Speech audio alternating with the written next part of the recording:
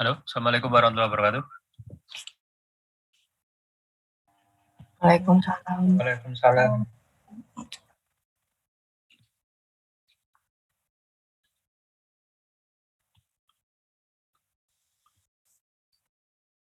Semuanya dengar suara saya ya?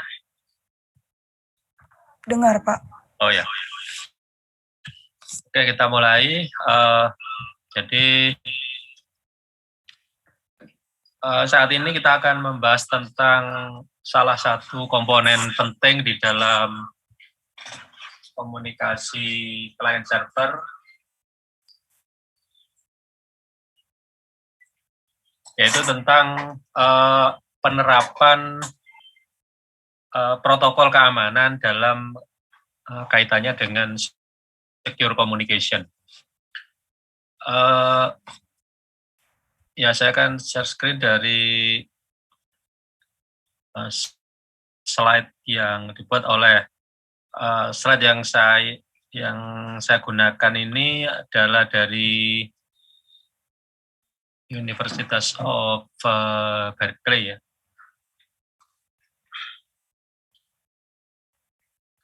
Jadi pada dasarnya itu mungkin kalian juga semua sudah ikut mata kuliah ini ya, KIJ. Sudah atau belum? Belum, Mbak. Oh, belum ya. Oke, nanti mungkin konsep dari ini akan dibahas di KIJ, tapi mungkin ini sekedar istilahnya intro terhadap bagaimana kita menggunakan soket itu supaya lebih aman. Ya. Oke, jadi kita ketahui bahwa selama ini kita sudah membahas tentang socket communication, kemudian juga di mana socket communication itu adalah menggunakan end to end gitu ya. End to end artinya dari satu mesin, di dalam mesin itu ada proses, dan di mesin yang lain juga ada proses, dan komunikasi itu berlangsung dari proses ke proses.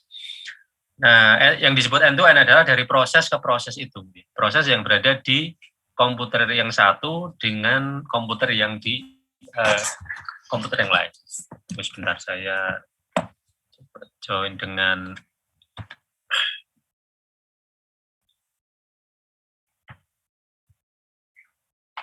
ya, sebentar. Saya start papan tulisnya dulu. Bentar.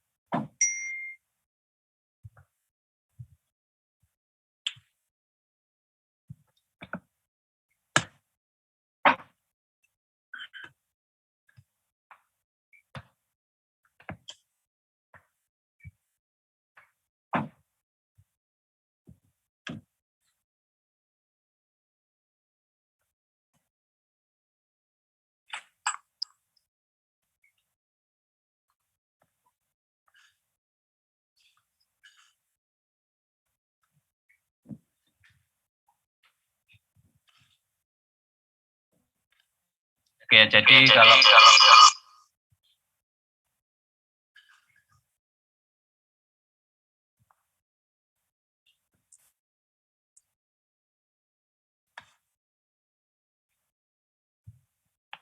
kalau kita berbicara masalah socket communication, sebenarnya socket communication adalah dari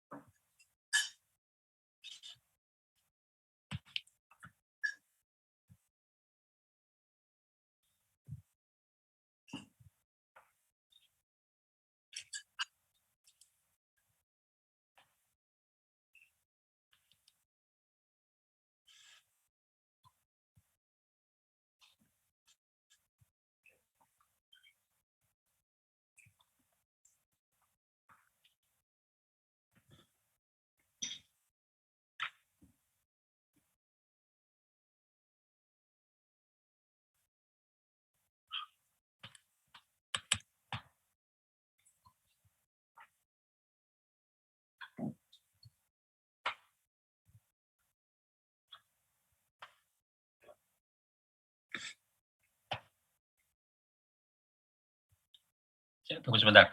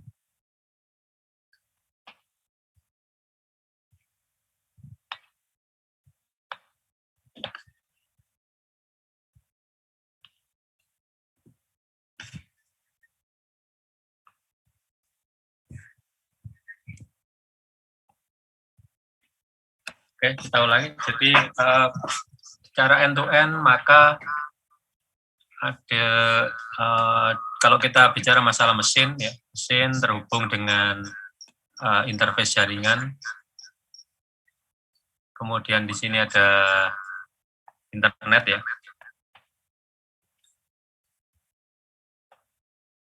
Di sini ada internet. Kemudian di sini ada hardware, kemudian ada OS,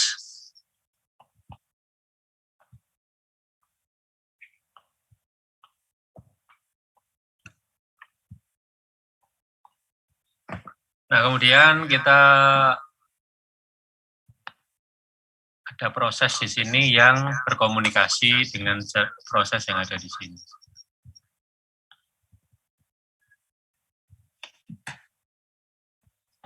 Nah, ini berkomunikasi via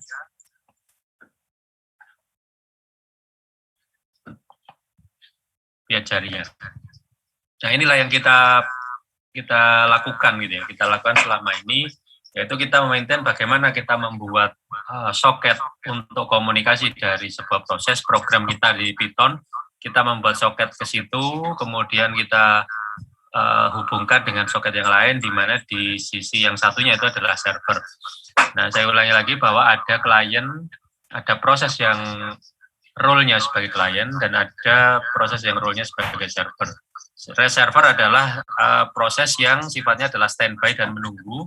Dia menunggu adanya request dan melayani ketika request tersebut dengan respon yang ya artinya ada respon yang dikeluarkan oleh server. Nah, kemudian kita membutuhkan protokol gitu ya. Dari berbagai macam aplikasi yang ada, kita membutuhkan protokol.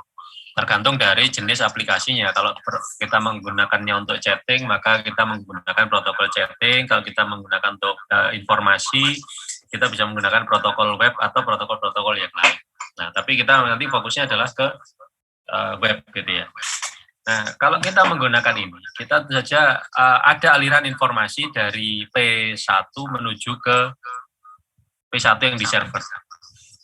Nah, ini akan ya di dalam sebuah komunikasi, tentu saja kan aliran data itu melewati OS, melewati hardware, kemudian melewati internet. Di internet itu melalui router, ya, melalui proxy, transparan proxy dan sebagainya. Di mana kalau data itu lewat di sini, itu kita akan apa istilahnya? Ya, data itu akan proses gitu ya. Data itu akan diproses dari P1 menuju OS dan seterusnya.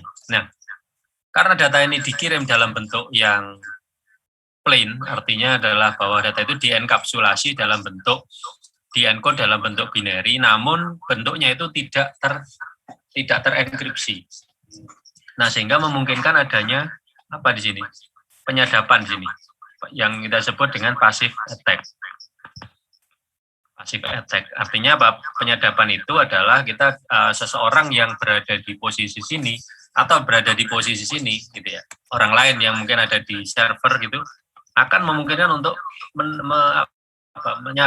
menyadap melakukan passive attack terhadap data yang ditransmisikan. Nah, kalian bisa melakukan percobaan itu di simulator ya. Kalian start saja Wireshark, ya, kemudian coba kalian lihat apa data yang kalian kirimkan via ini. Bahkan di dalam bahkan kita pun juga bisa mengcapture sendiri. Kita bisa mengcapture sendiri. Ya, sebagai contoh ini kalau misalkan saya start Wireshark di sini,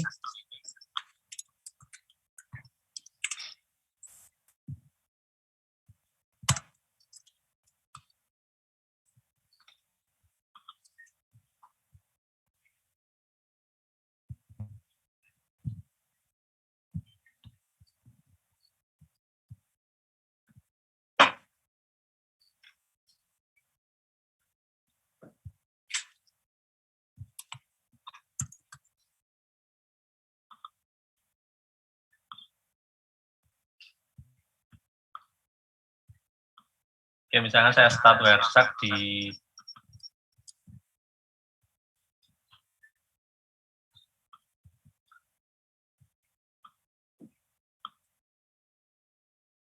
Wireshark sini.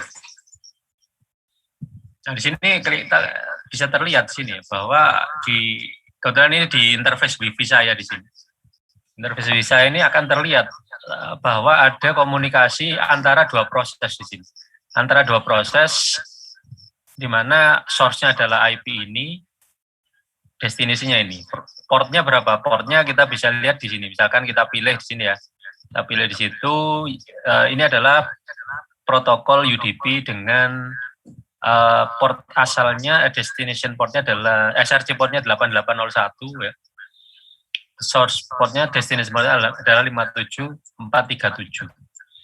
Nah, di sini bisa dilihat semua bahwa terdapat data di sini. Nah, data ini bisa di-capture. Bisa di-capture.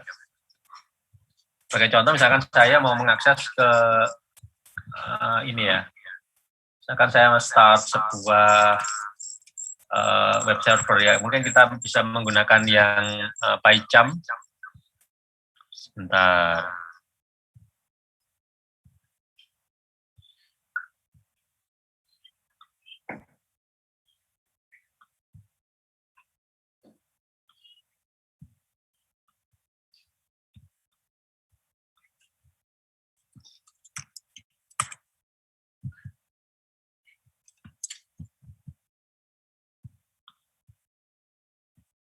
Misalkan saya akan menjalankan ini.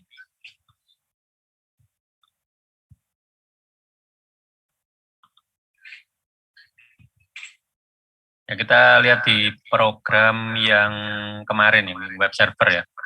Web server itu di Procjar berapa kemarin? Procjar ini ya. Kita jalankan saja di port berapa ini? 8889. Sekarang saya jalankan.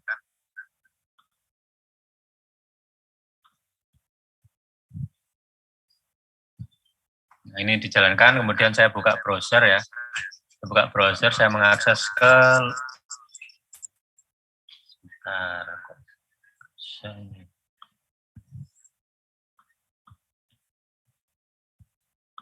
akan share seluruh screen.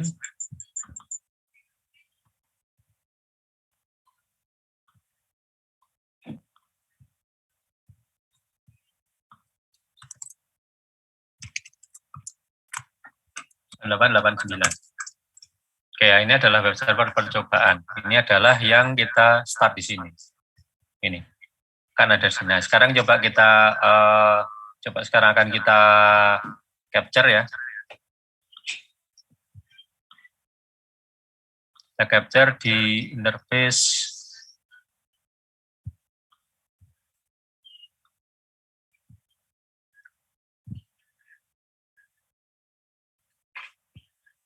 harusnya di localhost.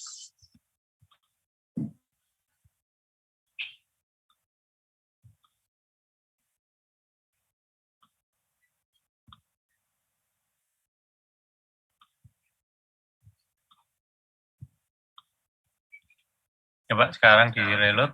Nah, kan muncul di sini. Nah, ini adalah hasil dari capture yang dilakukan di localhost. Nah, kita lihat di sini. Protokolnya semua akan terlihat di sini. Semua terlihat di sini, dan kemudian ya kita akan, kalau saya sebagai administrator, saya akan bisa menangkap itu di dalam ininya ya, di dalam perjalanan sebuah message dari sebuah proses ke proses yang lain, itu kan lewat banyak tempat. Nah, salah seorang administrator mungkin bisa saja melakukan wireshark seperti ini. Ya mungkin tidak dimaksudkan untuk melakukan melakukan penyadapan, tapi sebenarnya itu adalah kewajiban dari network administrator untuk memantau jaringannya. Nah, tentu saja pada saat memantau tadi bisa jadi dia secara tidak sengaja melihat plain text seperti ini. Nah, get/http ini kan tadi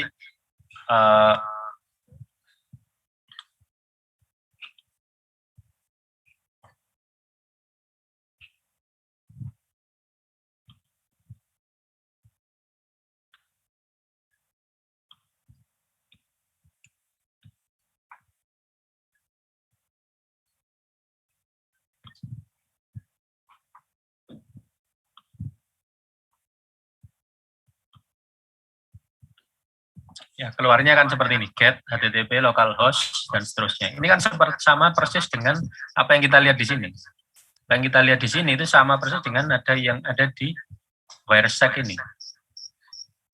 Nah, kita bisa melihat di wireshark apa yang ditransmisikan, bahwa kita bisa melakukan apa di wireshark ini, bahkan kita bisa melakukan follow dari suatu paket, sehingga kita akan bisa mengikuti continuation dari TCP streamnya. Jadi di sini di wireshark ini juga ada follow HTTP stream. Jadi kalau follow HTTP stream ya sudah, ini kelihatan jelas di sini apa yang dikirimkan oleh yang merah dan apa yang dibalas oleh yang ini. Jadi ini adalah respon dari server, ini adalah request dari klien.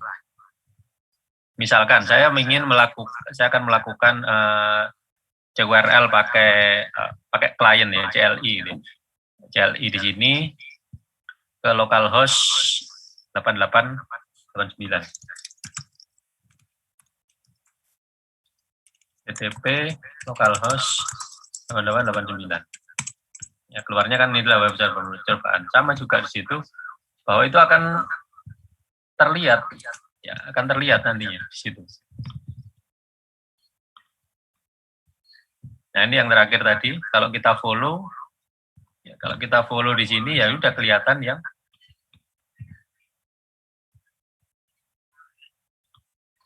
nah ini ya. Apa yang direquest oleh klien itu akan dilihat di sini, dan responnya akan dilihat di sini. Nah, ini adalah sesuatu yang mungkin ini sangat sederhana, orang nggak mungkin lah meng-capture ini, tapi pada saat dibutuhkan atau ada kesempatan bisa jadi hal ini akan di-capture. Nah, ada lagi beberapa hal yang apa istilahnya bisa dimanfaatkan, contohnya adalah password gitu ya. Nah, password ini adalah hal yang mungkin sangat-sangat penting, karena apa? Orang akan, kalau sudah tahu passwordnya orang lain, dia akan bisa bertindak sebagai orang yang passwordnya dicuri tadi. Nah, ini yang menjadi hal yang sangat berbahaya kalau kita melakukan komunikasi dengan menggunakan tanpa secure. Jadi ini kita akan melihat ini sebagai hal yang istilahnya ya jelas gitu ya. Apa yang dikirimkan, apa yang diterima itu jelas. Nah, sehingga kita perlu adanya untuk melakukan pengamanan terhadap komunikasi dari proses ke proses. Nah, oleh karena itu kita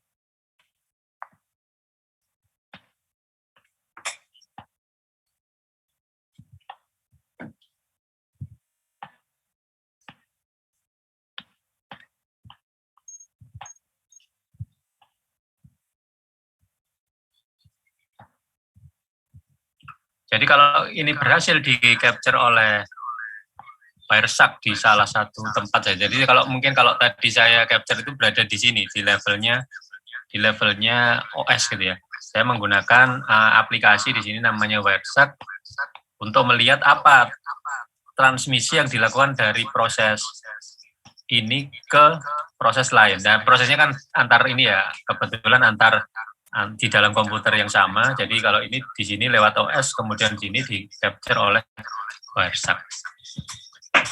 Nah, sekarang bagaimana cara kita melakukan pengamanan? Bagaimana cara kita melakukan pengamanan bahwa supaya apa yang dikirimkan lewat soket di sini itu tidak gampang untuk di-capture seperti ini. Nah, kita harus menggunakan yang namanya SSL, jadi secure socket. Secure socket ini adalah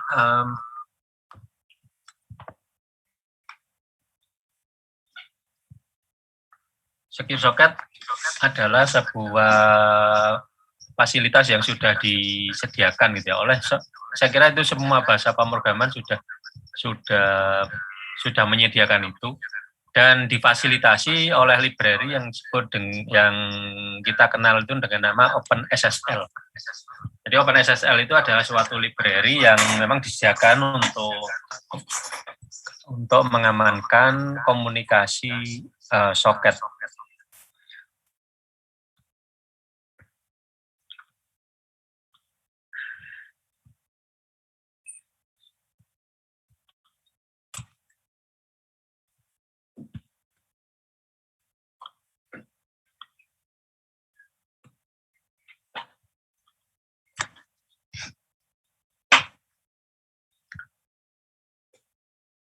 Nah, mungkin sebelum kita menuju ke sana, maka kita perlu adanya melihat sejarah tentang bagaimana pengamanan terhadap account ya gitu ya. Jadi dulunya memang bahwa komputer itu dipakai secara bersama. Namun kemudian muncullah kebutuhan bahwa komputer ini tentu saja harus personalized. Jadi user yang melakukan login bekerja di komputer itu haruslah mempunyai profil yang berbeda-beda dan tidak boleh kecampuran yang lain. Karena itu muncullah privasi dan muncullah sebuah profil dengan dilindungi dengan user ID dan password. Nah, sehingga seseorang akan mempunyai profilnya sendiri-sendiri dan mempunyai areanya sendiri-sendiri tanpa harus tercampur dengan orang lain. Tapi ya itu tadi, kalau ada rahasia ya maka user dan password tadi harusnya bisa dilindungi. Nah, sekarang bagaimana melindungi itu semua ya, melindungi user dan password. Kemudian muncullah teknik yang disebut dengan enkripsi. Ya, user mungkin tidak perlu dienkripsi, tapi password perlu dienkripsi karena password itu kan disimpan di database di sebuah lokasi, karena kalau misalkan password itu disimpan dan dalam bentuk plain text, maka seorang admin akan bisa melihat password dari seseorang itu dan akan bisa menggunakan password itu untuk melakukan ya hal-hal yang diinginkan oleh musuhnya ini ya. Orangnya mungkin tidak menginginkan, tapi orang yang mencuri password ini bisa menjadi pencuri dari data atau pekerjaannya. Nah, sehingga muncullah sebuah teknik pengamanan yang disebut dengan enkripsi, di mana password tadi dienkripsi dan diletakkan di database. Jadi sehingga kalau user itu melakukan penggantian password dan sebagainya, password itu akan terenkripsi, yang tahu hanyalah si penggunanya tadi.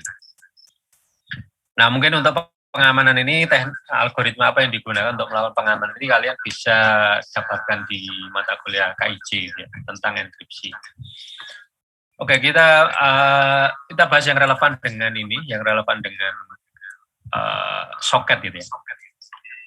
Nah, sebelum kita membahas tentang itu, maka kita perlu melihat bahwasannya di dalam security ya, ada beberapa requirement. Di dalam security, dalam pengamanan komunikasi data itu ada beberapa hal requirement yang diperlukan, yaitu pertama adalah confidentiality. Jadi confidentiality itu adalah aspek yang diinginkan. Jadi kalau misalkan tadi yang saya tunjukkan tadi, yang saya tunjukkan di Wireshark tadi itu adalah bentuk dari komunikasi yang tidak tidak secure, artinya tidak konfidensial. Artinya orang lain yang tidak berkepentingan gitu ya. Tidak berkepentingan itu artinya apa? Orang yang di tengah-tengah dia tidak berkepentingan, tapi dia bisa mendengar atau bisa melihat apa yang orang lain bicarakan. Ya seperti kalau kalian ngobrol secara privat, kemudian ada yang ikut-ikut dengerin gitu ya, itu kan enggak senang gitu ya. Nah itu adalah aspek confidentiality, artinya protection from disclosure to unauthorized person. Nah ini aspek yang mungkin nanti akan dijelaskan juga di mata kuliah KIJ. Kemudian integrity. Integrity ini adalah data konsistensi di mana apa yang dikirimkan dari sisi pengirim haruslah sama dengan apa yang diterima di sisi penerima. Jadi jangan sampai ada ngirim dari sebuah proses, kemudian di proses penerima itu berubah gitu ya. Nah ini menjadi hal yang berbahaya, apalagi kalau masalah data-data keuangan gitu ya. Transfer dari pengirim itu 1.000 di tengah jalan dirubah oleh hacker jadi 10.000. Nah ini kan sudah rugi sendiri gitu akhirnya. Nah sehingga integrity ini diperlukan. Jadi untuk menjamin security itu adalah untuk menjamin confidentiality, integrity. Berikutnya adalah autentikasi. Autentikasi ini memastikan bahwa benar-benar orang itu benar-benar identitas yang terlibat gitu ya. Jadi sebagai contoh kalau kita kembalikan ke gambar yang tadi.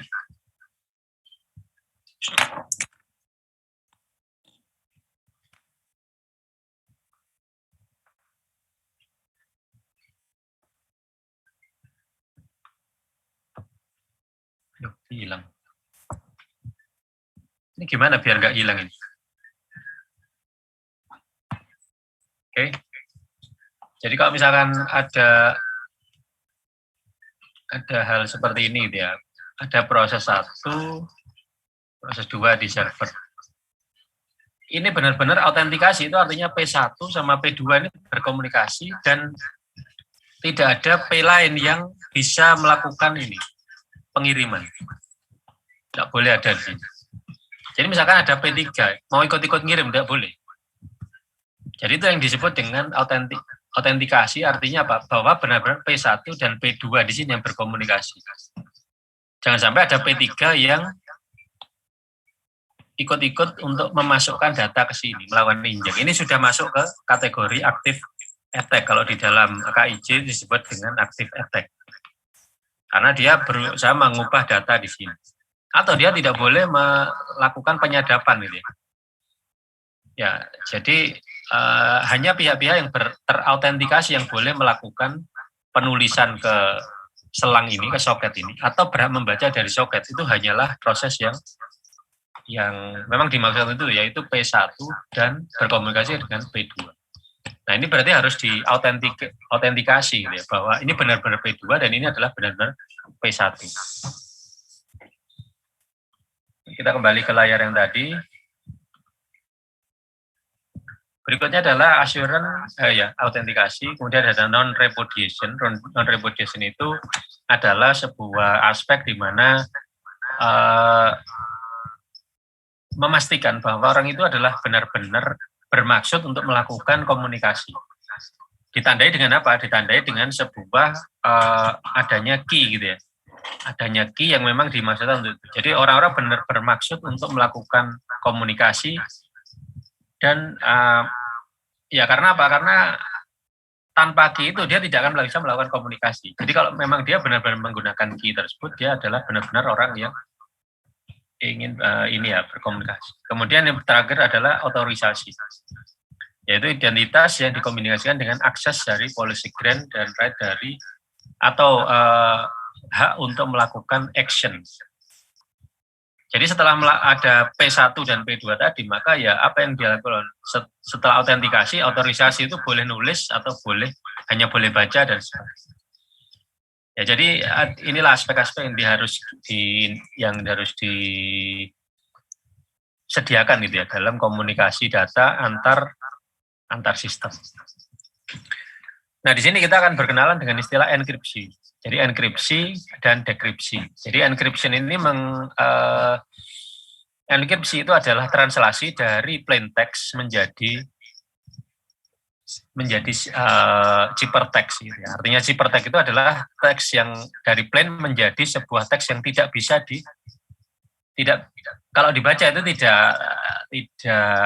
tidak bisa dibaca langsung informasinya apa, tapi jadi teks itu sudah ditranslasikan menjadi bentuk teks yang lain. Nah, bagaimana cara bacanya? Tentu saja dia harus bisa mengembalikan ke teks aslinya. Nah, enkripsi ini menggunakan yang namanya key. Jadi key ini digunakan untuk melakukan translasi tadi. Jadi tiap key itu mempunyai translasi yang berbeda dan key yang sama digunakan untuk melakukan dekripsi. Nah, ini yang metode ya. Metode yang digunakan di dalam pengamanan tadi, satu adalah enkripsi, kedua adalah dekripsi. Dekripsi adalah lawan dari enkripsi. Jadi kalau kita sudah melakukan translasi dengan enkripsi, maka yang bisa dilakukan untuk membaca kembali informasi yang tadi adalah menggunakan dekripsi. Kemudian ada lagi yang disebut dengan checksum atau hash. Di mana hash algorithm ini adalah untuk melakukan pengecekan, benarkah teks itu sebuah informasi itu tidak dirubah. Nah, ini mekanisme ini seperti halnya kita punya botol aqua gitu ya. Kalau kita beli aqua di situ ada segel gitu. Tujuannya adalah untuk memastikan gitu ya bahwa tidak ada ini kalau kita beli aqua dan sudah bisa dibuka tutup, berarti kan semua orang yang memegang botol tersebut itu bisa melakukan buka dan tutup. Pada saat dibuka itu kan berarti ada kemungkinan bahwa orang lain tuh memasukkan unsur tertentu di situ. Nah, oleh karena itu pihak pabriknya aqua tadi itu menyediakan namanya segel. Tujuannya untuk apa segel? Segel adalah untuk memastikan bahwa tidak ada orang yang merubah isi dari botol tadi. Nah, tentu saja kalau segel tadi rusak, ya berarti tidak ada yang bisa menjamin. Kalau segel tadi tidak rusak, maka ya itu dijamin oleh pabrik. Tapi kalau segel itu rusak, maka tidak bisa dijamin lagi. Nah, ini integrity protection, jadi memproteksi atau melindungi integritas atau isi dari komunikasi tadi. Nah, ini dalam satu hal bisa juga menyediakan autentikasi. Jadi ini yang disebut biasanya dengan signature, ya, seperti tanda tangan. Jadi tanda tangan itu sebenarnya untuk melakukan autentikasi. Jadi tanda tangan itu adalah sebagian informasi yang misalkan gitu ya, kalian minta persetujuan saya dalam maju sidang tugas akhir. Maka ekspresi saya terhadap persetujuan itu adalah memberikan tanda tangan. Nah, tanda tangan itu kan berarti hanya sebagian kecil dari informasi, tapi orang lain yang melihat tanda tangan saya itu akan melihat bahwa ini adalah otentik gitu ya. Otentik karena dilihat dari tanda tangan. Jadi tanda tangan atau mungkin istilahnya di dalam komunikasi digital adalah signature ya, bisa menggunakan signature. Jadi signature itu adalah sebuah informasi. Jadi kalau misalkan sebuah informasi aslinya itu ukurannya itu 1 mega, ya 1 mega, kemudian kita algoritma hash-nya itu mungkin cuman 32 byte, tapi 32 byte itu sudah merepresentasikan seluruh isi dari itu tadi. Ya mungkin kalau kalian pernah lihat download itu kan ada mungkin saya tunjukkan ini.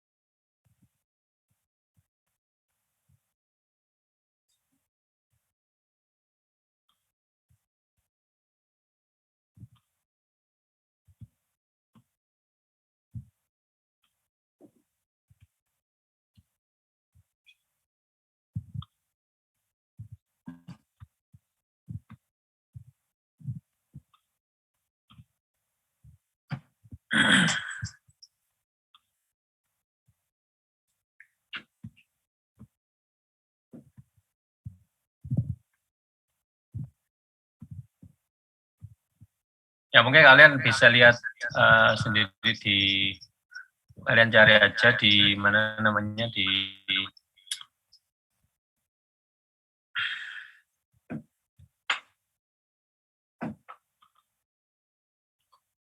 kalian cari aja di download site download itu ya. Pasti kalian akan bisa melihat salah satu di antaranya itu adalah SAM gitu, SAM. SHA SAM atau SHA 1.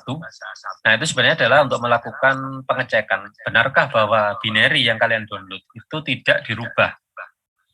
Kadang-kadang kadang-kadang di situs-situs yang sifatnya itu gratisan, kalian akan diberikan suatu aplikasi-aplikasi gratis gitu.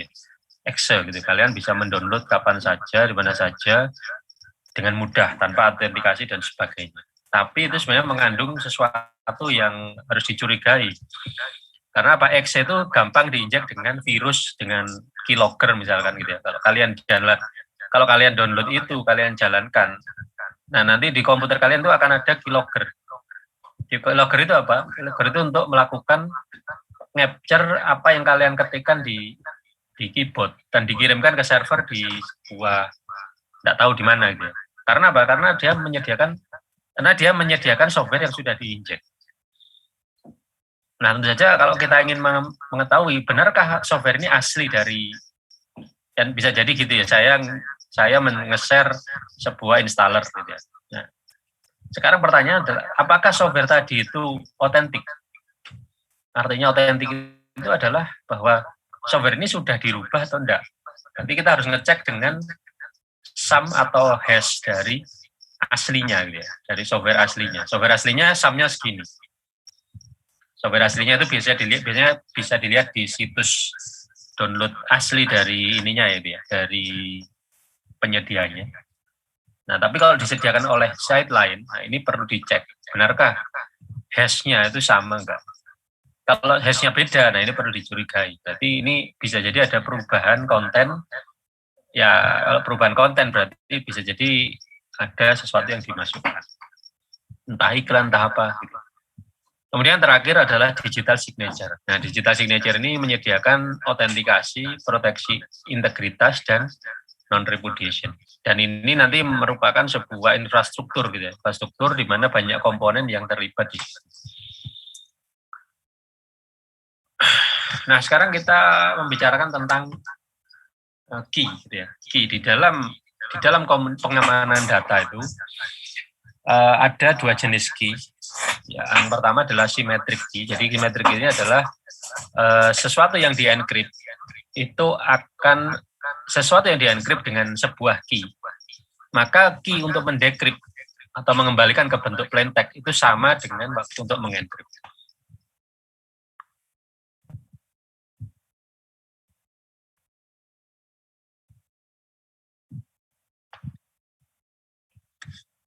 Jadi kalau misalkan ada informasi aku gini ya, aku ini akan ada key di sini. Pada saat dikonversi menjadi ciphertext atau secret text, maka dia tidak lagi menjadi aku, tapi menjadi ZXY gitu, mungkin seperti itu. Nah, ZXY ini yang dikirimkan ke sana, ke pihak tujuan. Nah, di sebelah sana maka ZXY ini kan harus dikembalikan ke bentuk aslinya, yaitu aku. Bagaimana cara mengembalikannya? Ya harus menggunakan key. Key-nya apa? Nah, ini key yang dipakai di sini dipakai untuk encrypt. Misalkan key-nya itu adalah XYZ, maka harus menggunakan XYZ untuk bisa mengembalikan dari ZXY menjadi aku. Nah, di sini berarti ini adalah simetrik. Key-nya adalah simetrik karena key-nya sama. Nah, tapi akan menjadi masalah ketika apa? Bagaimana key ini didistribusikan. Jadi misalkan di sini saya menggunakan key XYZ ini. Lalu bagaimana saya harus mendistribusikan key ini ke sini, ke orang yang berbeda gitu. Karena berkomunikasi kan berarti dua tempat yang berbeda. Bagaimana mendistribusikan key? Nah, inilah key symmetric key memang lebih mempunyai kelemahan di dalam bagaimana mendistribusikan key.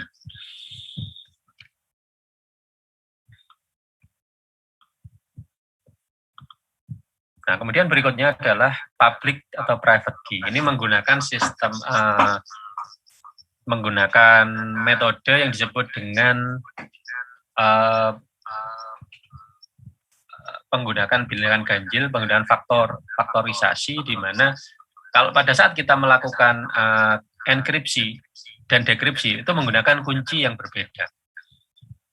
Nah, ini pertama kalinya dibuat oleh D.V. Hellman di SA, gitu ya, dan kemudian juga ada RSA, di mana patennya expired tahun 2000, jadi sekarang sudah cukup umum digunakan untuk melakukan. Nah, dalam menggunakan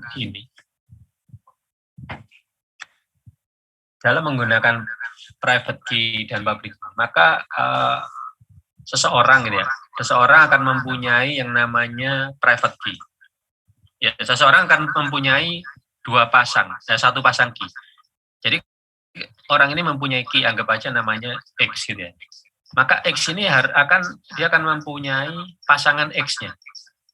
Anggap aja XX. Nah, jadi ada dua ini, X dan XX. Nah, sekarang propertinya adalah, karakteristiknya adalah, kalau seseorang itu ngencrypt menggunakan X gitu ya, hasilnya adalah ini, maka yang bisa membuka adalah pasangannya, yaitu XXX. Jadi kuncinya adalah XX-nya yang bisa membuka. Demikian juga sebaliknya, kalau kita melakukan enkripsi menggunakan XX, maka yang bisa membuka adalah X. Jadi adalah disebut dengan asymmetric encryption. Nah, asymmetric encryption ini bisa dikatakan lebih aman, namun karena dia menggunakan faktorisasi dan inverse matematika, asymmetric ini kemampuan komputing yang dibutuhkan itu lebih tinggi daripada menggunakan simetrik. Jadi di dalam pengamanan komunikasi data yang nanti akan kita gunakan SSL ya, itu menggunakan dua model ini. Jadi menggunakan simetrik dan asimetrik. Jadi SSL itu menggunakan simetrik dan asimetrik sekaligus. Asimetrik digunakan untuk melakukan distribusi key, dan simetriknya dipakai untuk melakukan encrypt dan decrypt informasi yang dilewatkan di situ. Jadi kalau misalkan ada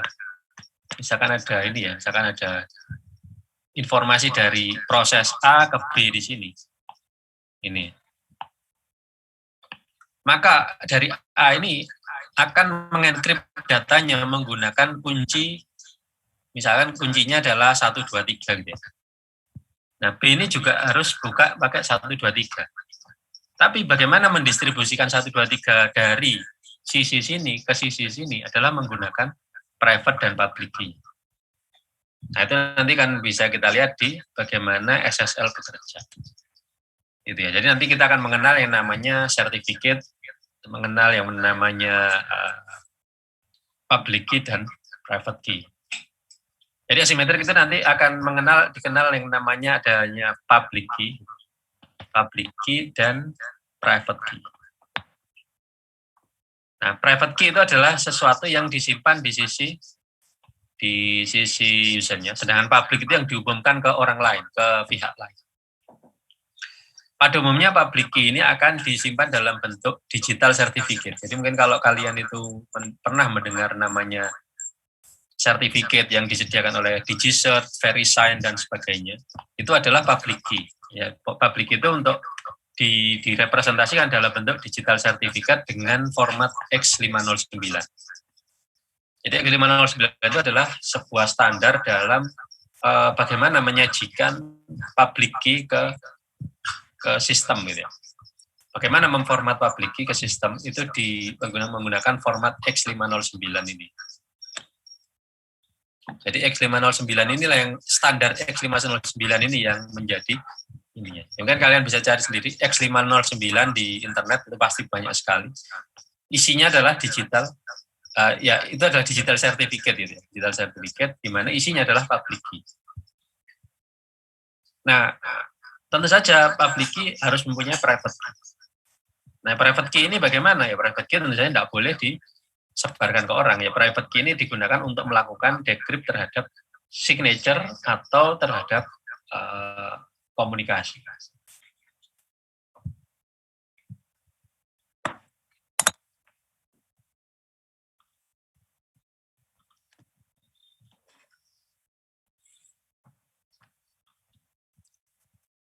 Kemudian dari hash juga dipakai pada umumnya untuk melakukan signature gitu ya. Ya seperti tadi saya katakan tentang signature. Signature itu sebenarnya adalah suatu informasi yang apa namanya, informasi sedikit, namun dari informasi yang sedikit tadi itu dapat dipastikan bahwa itu adalah otentik gitu ya, bahwa itu adalah dari sumber aslinya. Hash algorithm ini berkembang dari 32 byte menjadi sampai ke sekarang itu 512 bit. 12 bit dibagi 8, yaitu berarti 32 byte menjadi berapa yang dulu namanya MD5 ya. MD5, dari MD5 menjadi SHA 12 bit. Nah, itu menjadi perkembangan gitu ya, cukup ini karena nanti ada masalah yang disebut dengan collision, nanti kalian pelajari di KIJ. Kemudian juga ada message authentication dan seterusnya. Nah, seperti itu. Nah, kemudian kita membahas ini tentang yang disebut dengan PKI atau Public Key Infrastructure. Jadi kalau kita kembali ke masalah yang tadi tentang Public Key dan Private Key, maka Public Key dan Private Key itu masalah berikutnya adalah masalah trust. Ya, trust ini berarti siapa yang mengeluarkan public key ini? Public key ini apakah dikeluarkan oleh lembaga terpercaya? Ya, lembaga terpercaya itu siapa? Siapa yang boleh mengeluarkan ini? Ya semuanya boleh gitu ya, semuanya boleh. Namun tentu saja kan ada unsur trust. Siapa saja kalau boleh mengeluarkan sertifikat kan tidak ada trustnya. Jadi seperti gini, misalnya kalian lulus dari ITS tapi sertifikatnya ngeprint sendiri dengan format yang kalian buat sendiri. Nah ini tidak ada trust karena apa? Tidak ada unsur-unsur dari ITS yang masuk ke ijazah kalian. Berarti kan kalau dibawa ke orang lain nggak percaya ini adalah ijazah ITS karena apa? Tidak ada trustnya. Tidak ada informasi atau paling tidak ada informasi yang menunjukkan trust. Misalkan kalian ambil kursus CCNA, Cisco Certified Network Associate. Tapi kalian sertifikat yang ngeprint sendiri, tidak ada informasi lain, cuma nilai saja atau lulus seperti itu. Nah ini kan tidak ada trust-nya. Artinya apa? Bahwa sertifikat yang kalian tunjukkan ke orang itu sebenarnya dikeluarkan oleh lembaga yang menyelenggarakan itu secara benar atau tidak. Contohnya juga seperti tes TOEFL. Nah, TOEFL ini kalau kalian misalkan gitu ya, kalian ikut di sebuah lembaga pendidikan bahasa. Terus kalian gunakan sertifikat TOEFL tadi untuk melamar kerja atau beasiswa. Nah, akan ada pertanyaan tentang trust-nya.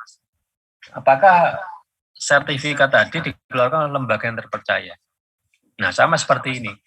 Jadi kalau kita menggunakan public infrastructure, maka akan ada dari suatu sertifikat itu akan ada cek trust-nya. Nah itu biasanya kalau kita lihat di browser ya, di browser dimanapun itu akan ada yang namanya sertifikat. Nah, sertifikat itu pasti akan di-sign oleh lembaga-lembaga yang terpercaya seperti ini ya, sertifikat authority yang sudah dikenal. Ya seperti OpenSSL, Netscape, VeriSign dan seterusnya. Jadi kemudian yang berikutnya adalah masalah itu tadi, masalah signature dari yang mengeluarkan ini. Oke, kita kembali ke sini. Nah, sekarang kita bicara masalah signature. Bagaimana kita membuat signature? Jadi signature itu adalah, jadi kan tadi kita punya ada public key gitu ya. ada public key, kemudian ada private key. Nah, kalau kita ingin mengenkrip sesuatu, misalkan di sini ada XY, kemudian ada Y gitu ya. Ini pasangan udah. Jadi kalau misalkan kalian ini ingin ngirim ke saya, ada Roy, ada misalkan John gitu ya. Ada Roy dan John. Nah, kemudian kalian ingin ngirim sesuatu yang hanya saya yang bisa baca. Maka kalian harusnya mengenkrip sesuatu, kan data di sini ya. Kalian encrypt dengan XX, karena XX ini adalah sesuatu publik yang saya umumkan. Nah, X di sini adalah private key yang tidak saya umumkan.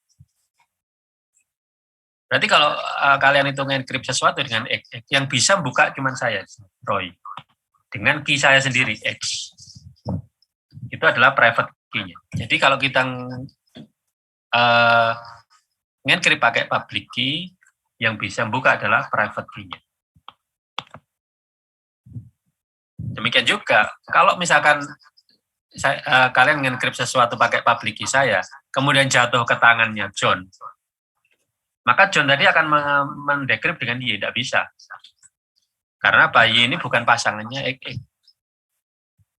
Jadi di situ dipastikan bahwa karena kalian mengencrypt pakai public key saya dan private key itu hanya saya yang punya pasangannya, maka ini adalah ada unsur non-repudiation di sini. Non-repudiation, kemudian ada enkripsi gitu ya, enkripsi dan confidentiality di sini. Confidentiality dan juga authentication. Di sini akan ada aspek-aspek ini yang sudah dijaga. Demikian juga misalkan ya ada orang lain mau kirim bukan ke saya tapi ke John, maka dia harus menggunakan public key-nya John di encrypt, yang bisa buka cuman John karena dia yang punya key pasangan. Nah, ya jadi mungkin itu harusnya sudah kalian pahami gitu ya. Ya, semoga kalian sudah paham di sini. Nah, sekarang kita akan coba ada aspek lain. Jadi selain kita bisa melakukan encryption, kita juga bisa membuat sebuah signature. Signature itu apa? Untuk memastikan bahwa saya yang melakukan ini, yang melakukan bahwa itu adalah datang dari saya, bukan datang dari orang lain. Contohnya apa? Ya itu adalah signature tadi. Nah, jadi misalkan misalkan ada sebuah informasi di sini. Saya punya informasi Z. Informasi Z. Nah, gini, mungkin gini ya, saya punya dokumen. Dokumen itu isinya adalah A, B, C, D, E, F, G, dan seterusnya. Dokumennya dikirimkan keluar. Nah, tapi saya ingin memberi tanda bahwa dokumen itu dari saya. Maka saya bisa saja melakukan mengambil sebagian dari informasi ini, menjadikannya sebuah nilai. Misalkan ABC ini ya. Lalu ABC ini saya encrypt dengan private key ini. Saya encrypt dengan private key dari saya yang X ini. Hasilnya adalah misalkan 1, 2, 3. Nah, karena yang melakukan enkripsi itu adalah private key saya yang tidak diketahui orang lain, berarti yang bisa membuka hanyalah private key-nya siapa? Hanyalah private key saya, yaitu XX. Berarti demikian, kalau saya letakkan 1, 2, 3 ini di dokumen ini, ya, saya letakkan dokumen ini di 1, 2, 3 di sini, maka orang yang melihat, benar nggak itu dari saya, dari Roy? Ya, saya 1, 2, 3 ini berarti apa? Harus bisa di-decrypt dengan menggunakan apa? Private key saya. Nah, kalau dia bisa di-decrypt dengan menggunakan public key saya, maka itu berarti dari saya. Karena apa? Karena 1, 2, 3 ini tidak bisa di-decrypt pakai public key-nya John. Hanya dari Roy. Nah, sehingga dari situ itu akan memastikan, itu yang unsur dari authentication-nya ini. Jadi signature di sini. adalah suatu informasi hasil enkriptan dari private key.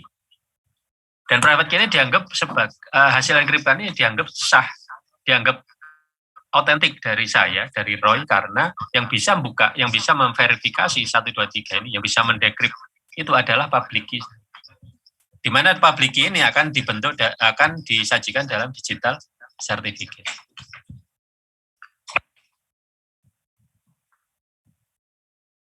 Nah, itu yang disebut dengan signature. Jadi dengan signature itu, maka seseorang dengan menggunakan digital certificate, dia akan bisa memverifikasi signature yang dikeluarkan oleh ini. Nah, jadi trust-nya itu dibangun dari signature ini, dari signature dan public key dan digital certificate.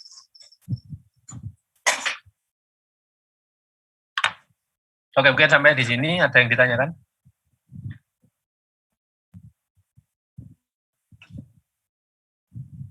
Ada yang ditanyakan?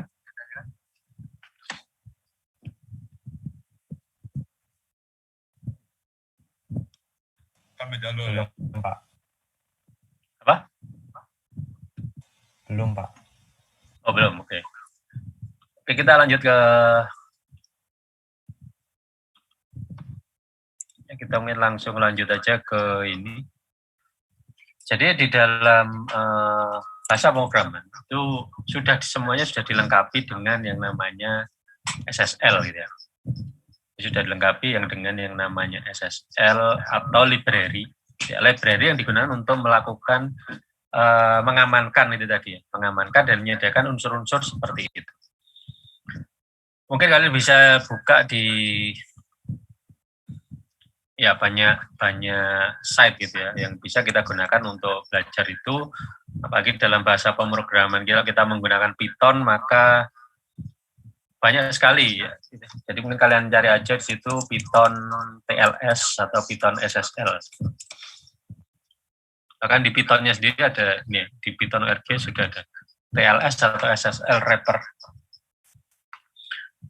Oh ya, mungkin penyebutan tentang SSL dan TLS ini sebenarnya adalah sama gitu ya. TLS dan SSL itu sama. Cuman karena memang SSL itu dulunya dibaca SSL, kemudian berikutnya adalah distandarisasi dengan nama TLS atau Transport Layer Security.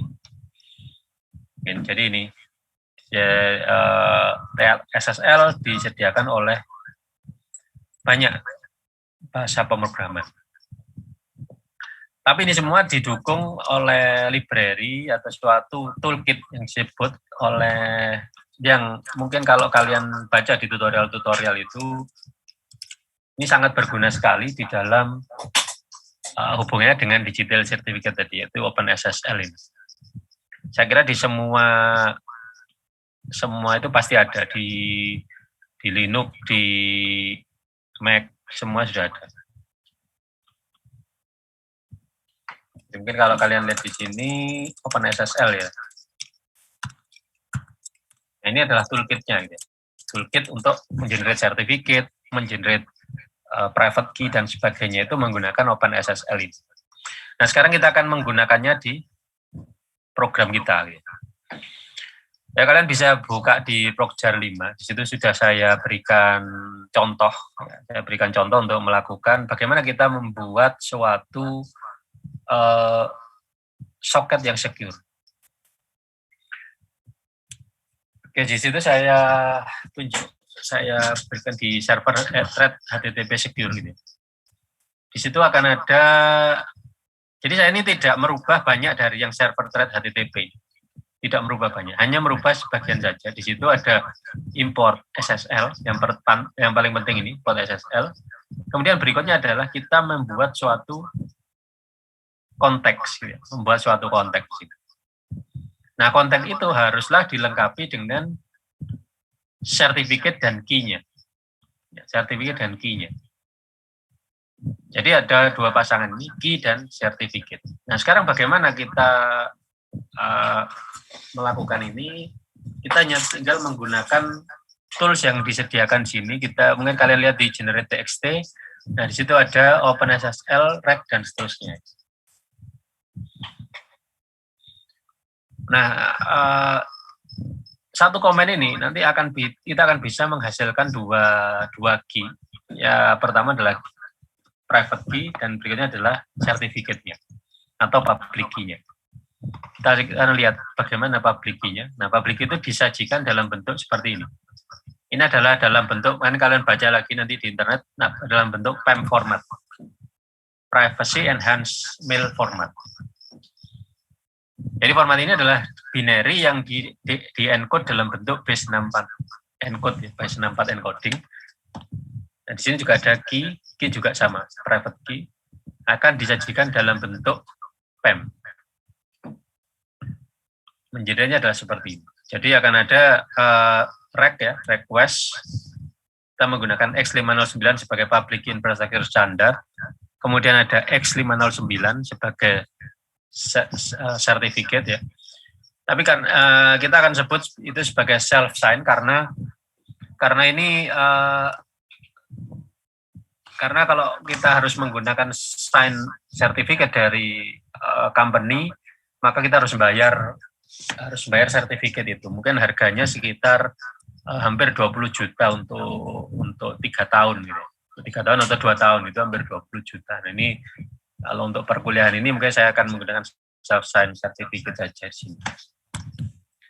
Notes untuk server usage, kemudian days. Nah, ini kita bisa menspesifikasikan bahwa suatu key itu expire dalam 365 hari. Kita juga bisa lebih dari itu juga bisa.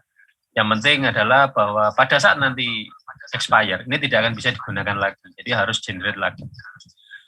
Kemudian kita akan menggunakan 2048 bit ya, untuk mengenerate key-nya dengan menggunakan RSA. Jadi public key dan private key-nya akan di-generate dengan menggunakan algoritma RSA ini. Kemudian key out-nya di mana, set file-nya di mana. Ini adalah untuk parameter untuk filenya di mana.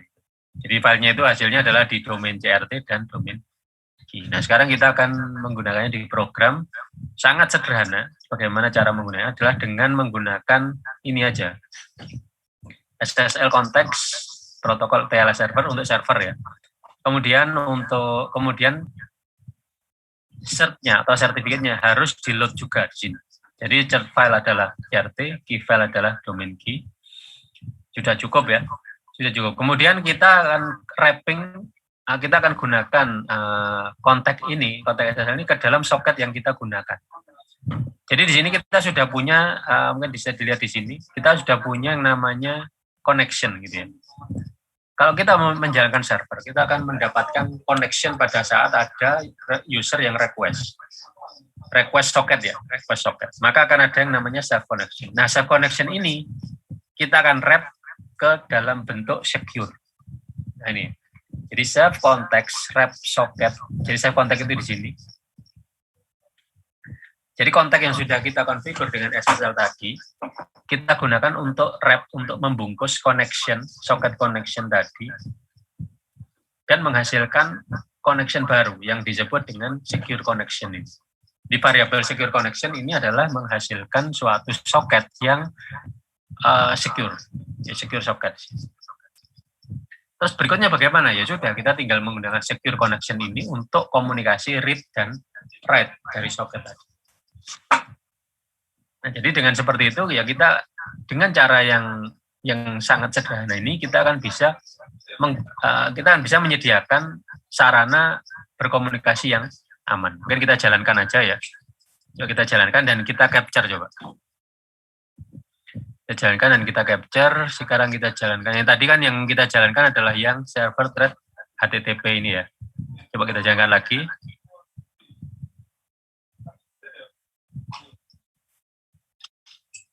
Tunggu sebentar. Saya akan men-share desktop ya.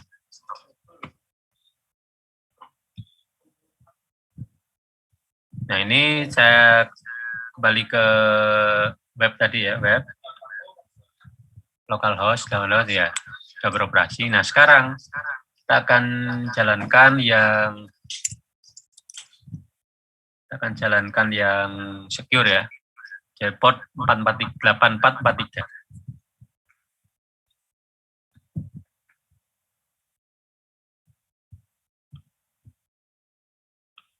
Kita jalankan yang 8443.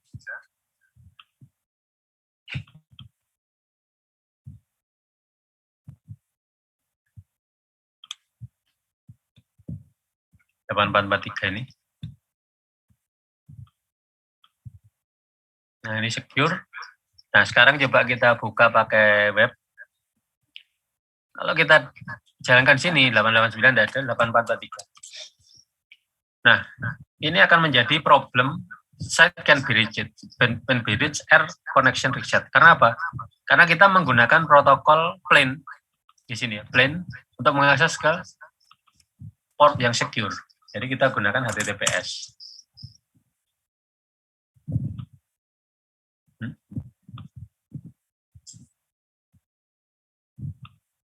Portnya berapa? 84. Ganti aja. 99 ya. Kita jalankan lagi.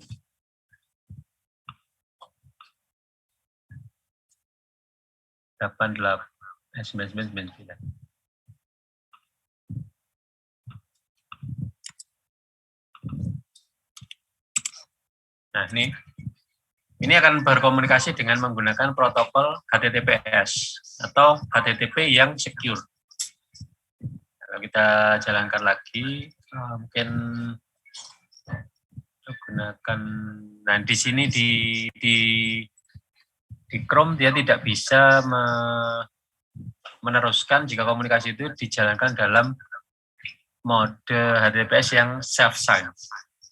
Self-sign. Jadi your connection is not private. Artinya apa? Bahwa dia tidak akan bisa jadi tidak ini ya, tidak apa? Kalau tidak secure tidak bisa jalan. Tapi sebenarnya ada ininya.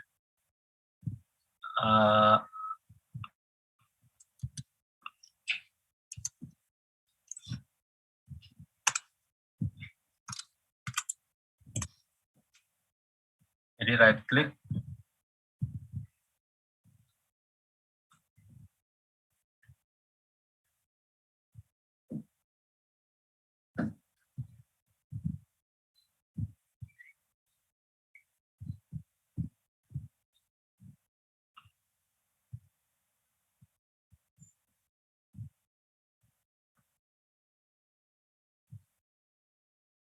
Nah, ini using your keyboard, this is unsafe. Kita ketik saja karena kita tidak menggunakan sertifikat yang desain oleh Trusted CA, jadi kita gunakan yang self sign.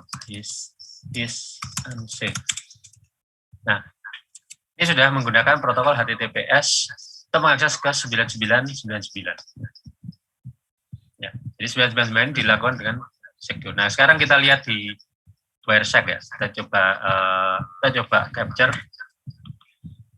9999. Kita jalankan di sini. Start ya. Sekarang kita coba jalankan lagi. Nah, sekarang sudah nggak kelihatan lagi. Sudah nggak kelihatan lagi komunikasi yang kita lakukan. Ya paling kelihatan ini synchronize, sync act, dan seterusnya. Tapi sebenarnya yang isi datanya itu nggak kelihatan di sini. Coba kalian lihat di sini, ini nggak kelihatan sama sekali. Portnya 9999 ya, nggak kelihatan apa-apa di sini. Karena sebenarnya semuanya sudah di apa namanya, ini ada TLS ini, TLS melakukan client hello. Jadi TLS ini adalah SSL tadi, TLS versi 1.3, client hello. Kemudian juga ada melakukan acknowledge dan seterusnya, sehingga ya kalau dilanjutkan ya tidak bisa di capture. Ya, bandingkan dengan yang ini, mungkin kita bandingkan dengan yang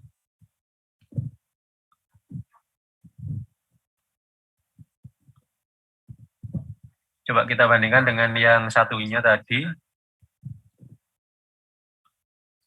Kita jalankan di port lain ya, di port 8889. Jalankan aja karena dua port yang berbeda, ya kita jalankan saja 8889.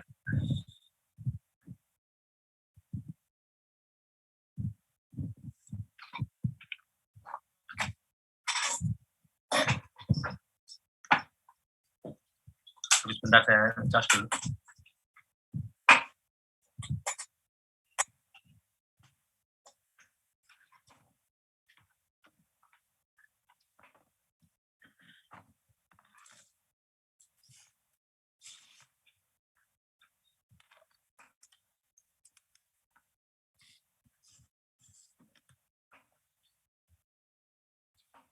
Oke, apa tadi? Kita akses ke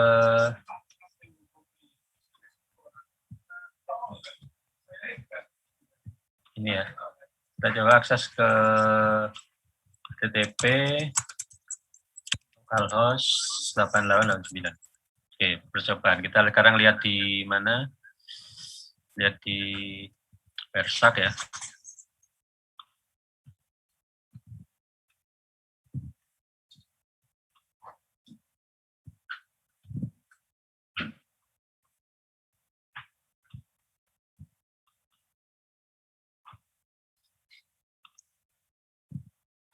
Oke, kita coba akses lagi 889.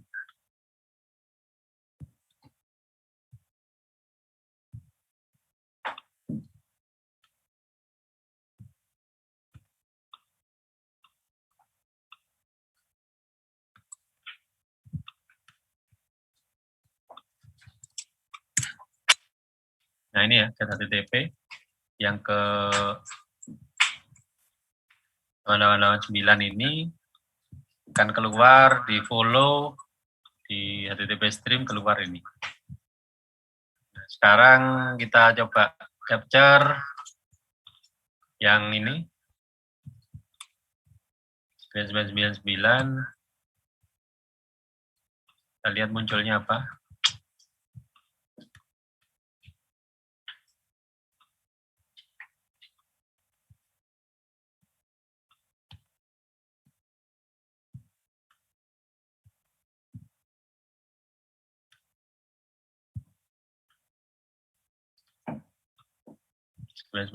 Akan keluar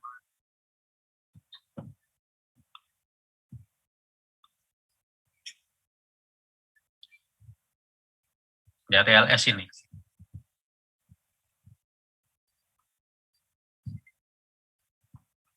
Saya clear lagi ya, saya clear lagi, stop.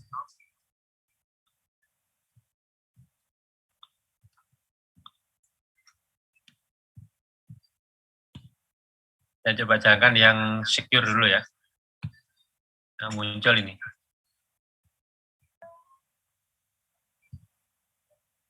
Sehingga kita tidak bisa melihat ininya, konten komunikasinya apa kita tidak bisa lihat.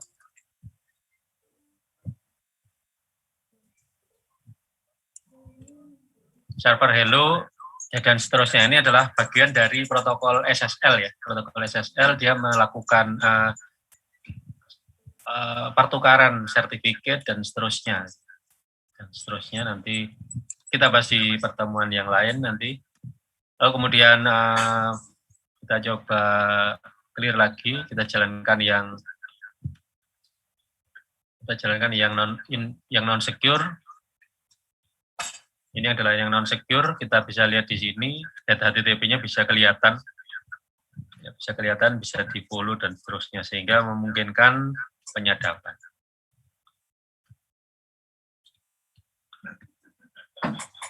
Oke, jadi itu ya. Jadi bagaimana kita mengimplementasikan pengamanan? Kita cukup menggunakan protokol SSL, gitu ya. Kita cukup menggunakan protokol SSL. Kita tidak perlu membangun protokol enkripsi kita sendiri. Kita cukup menggunakan SSL ini dengan key, gitu ya, dengan key. Dan memang protokol ini sudah digunakan dan juga algoritma yang digunakan itu bisa bervariasi. Jadi mungkin di dalam kenapa ini disebut sebagai suatu infrastruktur, karena kalau ada algoritma baru ini tidak merubah SSL-nya, tapi hanya merubah algoritma yang akan digunakan. Jadi mungkin sekarang dulunya AES gitu ya, AES kemudian AES muncul key yang lebih panjang, dia bisa menggunakan AES dengan key yang lebih panjang tadi. Karena apa? Karena pada dasarnya SSL ini adalah suatu infrastruktur, jadi infrastruktur untuk keamanan. Jadi di situ salah satunya adalah bisa memanfaatkan algoritma-algoritma yang berbeda-beda gitu.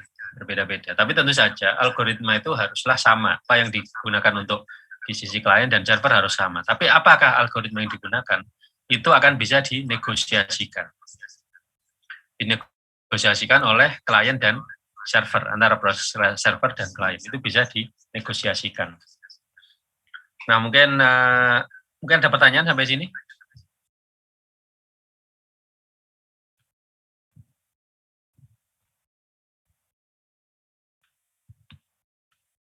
Halo?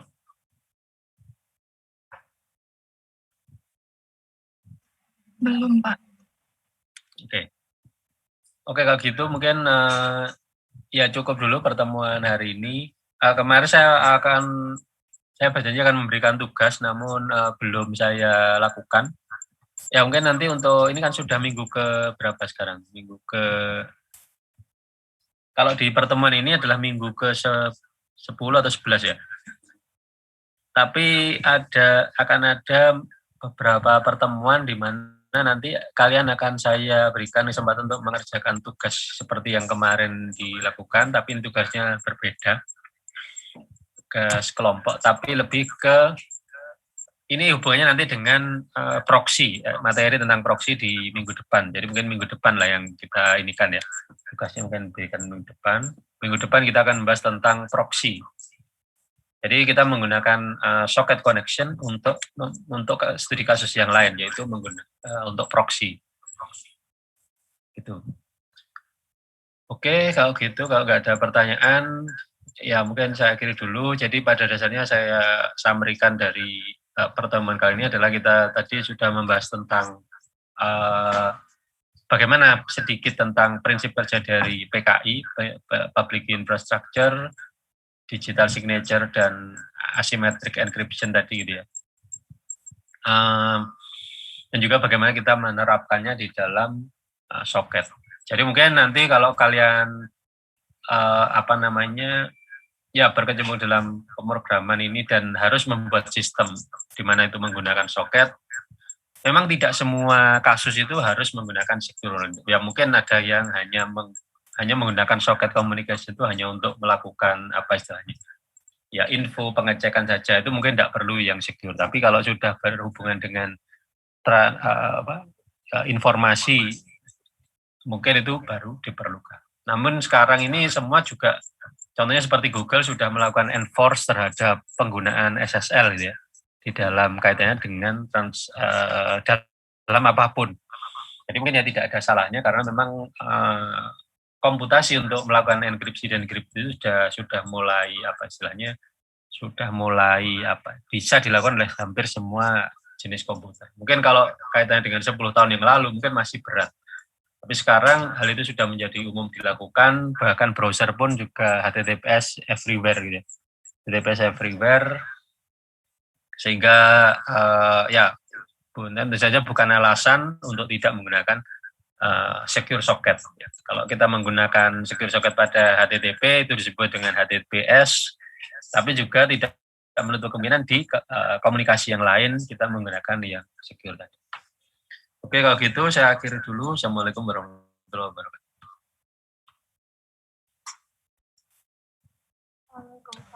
Waalaikumsalam. Terima kasih, Pak.